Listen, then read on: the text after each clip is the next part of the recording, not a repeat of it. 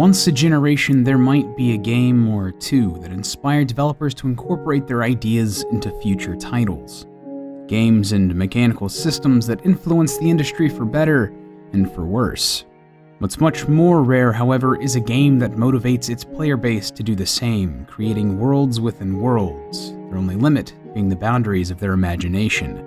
Before Minecraft, designers were slow to give nearly complete control of their games over to those playing it, and the result of that game's release has been a cultural phenomenon that has literally changed the earth, one block at a time. Since he was young, Marcus Persson, or Notch as he's better known on the internet, wanted to develop video games.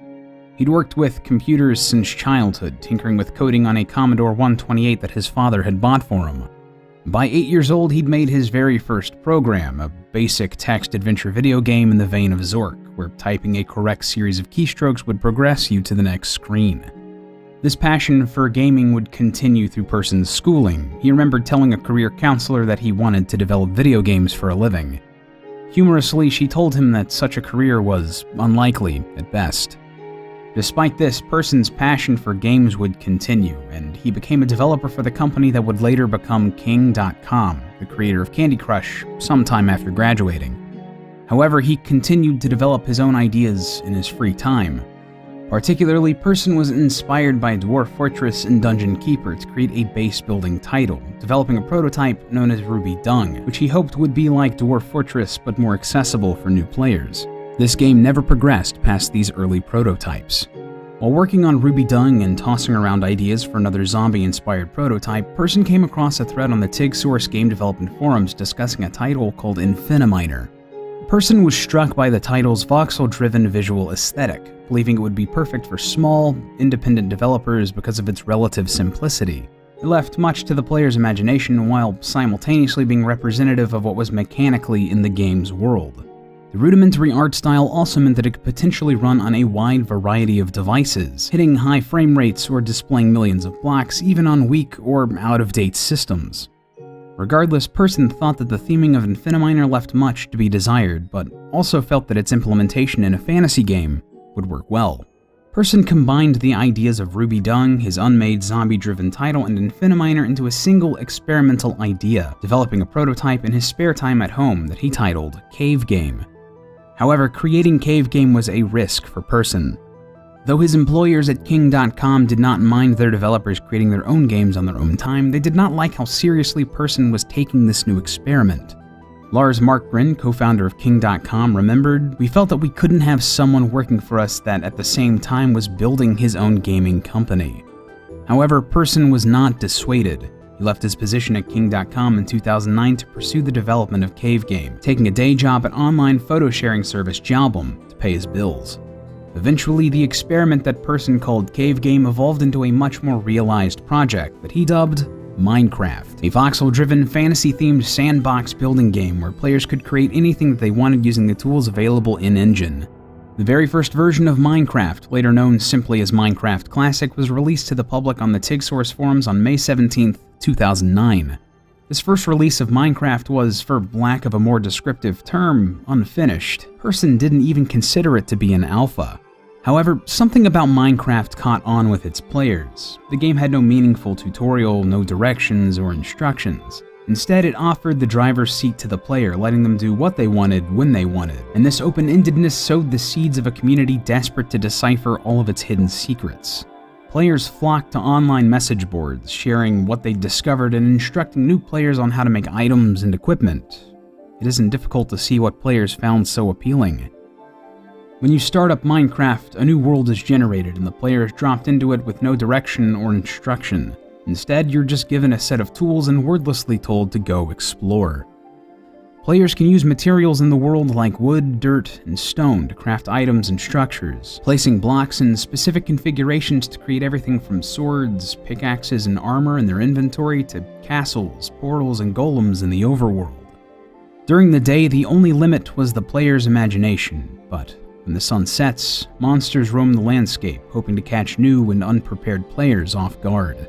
If they weren't ready, if they hadn't built a primitive structure or equipped themselves with armor and weapons before nightfall, well, many players found themselves waiting to respawn or huddled in shallow caves, dug from desperation. Every player has their own story recounting their first night spent in Minecraft's overworld, and each means as much, or perhaps even more to them, as the epics told in the narratives of big-budget AAA titles. That is perhaps Minecraft's greatest strength. Most of its appeal is built off the backs of the player's own mind. And nowhere was this more clearly obvious than in its creative mode, a version of the title that gave players virtually unlimited power over the game's tools and overworld. The possibilities of creation here are, quite literally, endless. Shortly after its launch, for lack of a better term, it reached the point where Minecraft was selling 400 copies a day for $6 each, and early on this caught the eye of many prominent publishers. Most notably, Valve Software invited Person to their offices for a job interview that they disguised as a tour.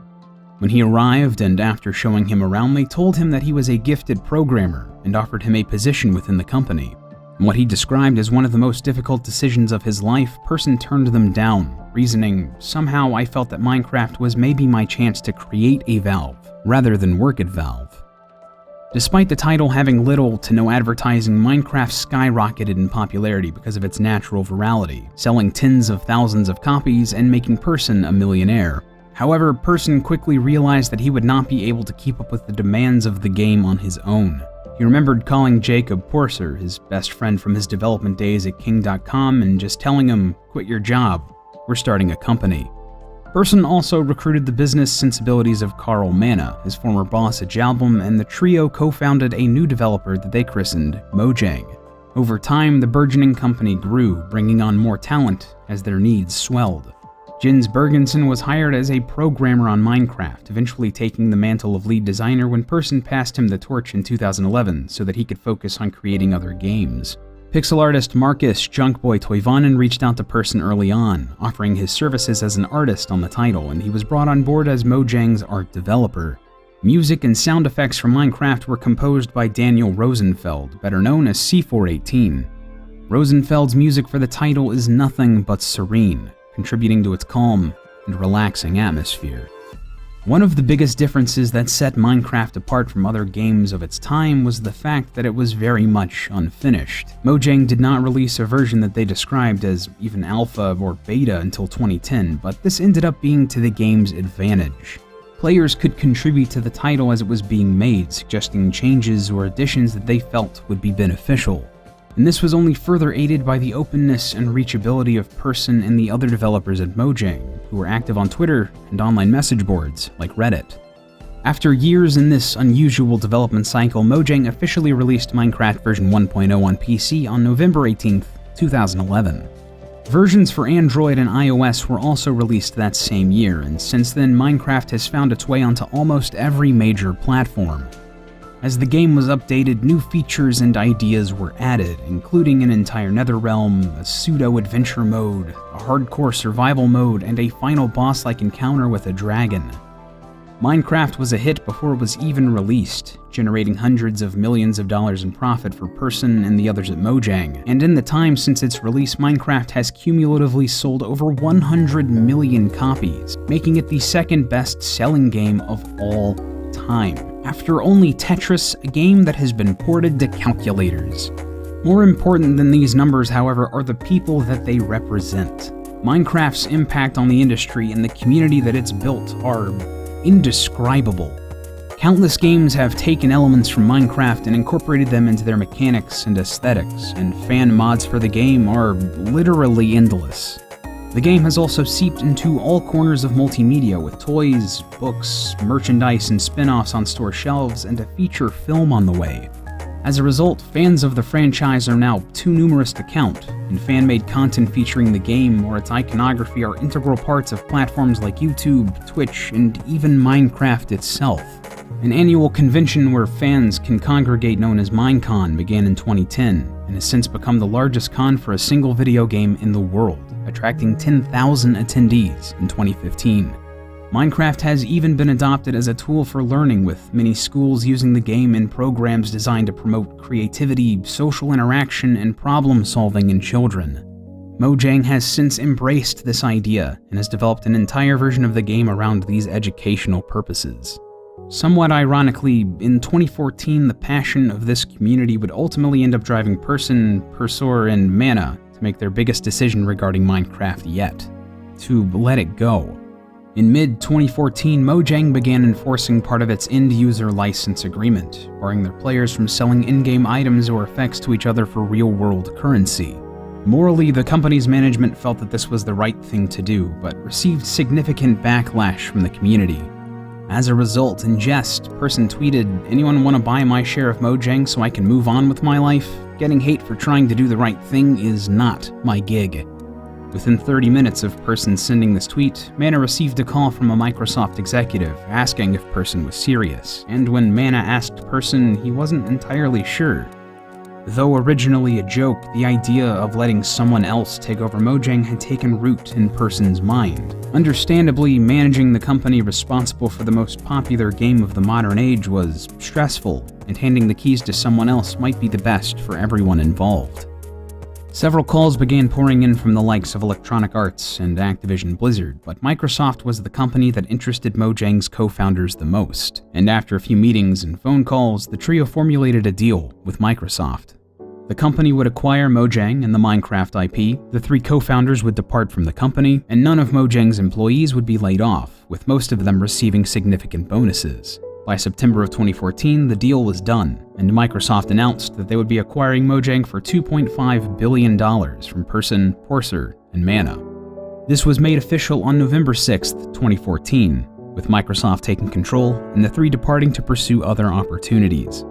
That same day, Person wrote, "It's not about the money, it's about my sanity." And while the three torches that led Minecraft's way towards release may now have gone out, the title has been passed into more than capable hands. The game continues to be routinely updated, and the core of what made Minecraft so successful, the freedom that it provides to its players, continues to shine as brightly as the sun. There hasn't been a game in the past decade that has had more influence or touched as many lives as Minecraft has. There hasn't been a game that has single-handedly inspired more creativity and community, that has driven people to create rather than to destroy. And in the same way that the current generation of fresh-faced developers in the industry look to games like Super Mario and Doom as their inspirations, the next will look to Minecraft.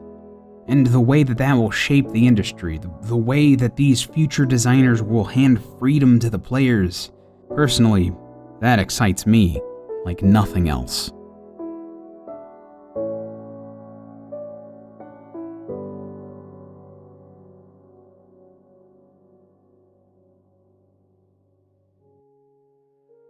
Minecraft isn't the only game that turned into something world-changing despite its humble beginnings. Super Mario Bros. For the NES followed a similar path. It didn't even begin as a Mario game. If you want to know more about how our beloved kingdom-saving plumber found his way onto the Nintendo Entertainment System, click the annotation on screen to check out our breakdown of Super Mario Bros. And don't forget to subscribe to The Theorists for more retrospectives, theories, and cultural analyses in the future. We have so much coming your way. Thanks for watching, guys. I'm out.